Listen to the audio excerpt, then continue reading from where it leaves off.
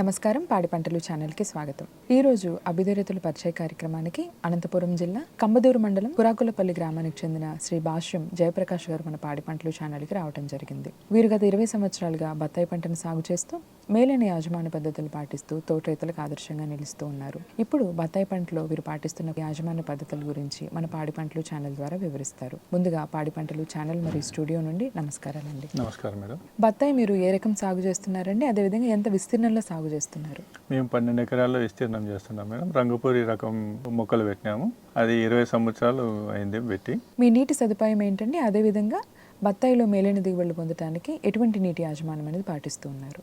First చిన్న మొక్కలు అప్పుడు అర్ధ గంట పెట్టుకుంటూ ఉంటాము. మొక్కలు ఎదిగే కొద్దిగా డ్రిప్ ద్వారా మొక్కలు గంట వరకు పెట్టుకుంటూ పోయినాము వాటర్. మరి 5 సంవత్సరాల నుంచి దిగుబడి కోసం మొక్కలు వాటర్ పెంచుకుంటూ పోతూ ఉంటాం మేడం.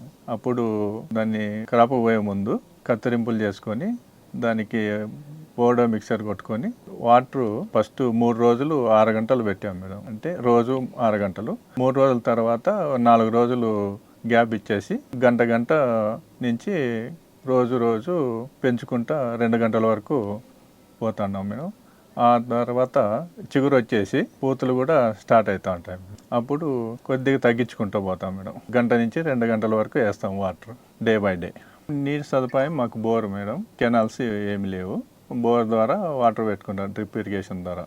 బత్తాయి పంటలో మేలైన దిగుబడులు పొందడానికి మీరు పాటిస్తున్నటువంటి ఎరువుల యాజమాన్యం గురించి ఒకసారి చెప్పండి. మేము ఎక్కువగా పొసలవేరు వాడతాం మేడం.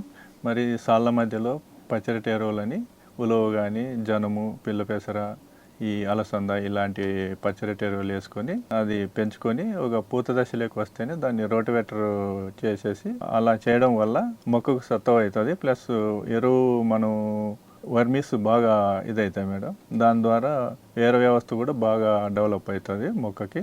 దాని ద్వారా బాగా న్యూట్రియన్స్ కానీ ఈ నైట్రోజన్ ఎరువు కూడా బాగా డెవలప్ అవుతుంది మేడం. పచ్చిరొట్టెల ఎరువులు కాక మామూలుగా ఈ జిప్సమ్, సూపరు, పొటాష్ ఎరువులు వాడతాం మేడం. దాంట్లో జిప్సమ్ 1 కేజీ వరకు మొక్కు ఏజ్ని బట్టి 1/2 కేజీ నుంచి కేజీ వరకు జిప్సమ్ వేస్తాము. సూపర్ అనేది కూడా 1/2 కేజీ నుంచి 1 కేజీ వేస్తాము.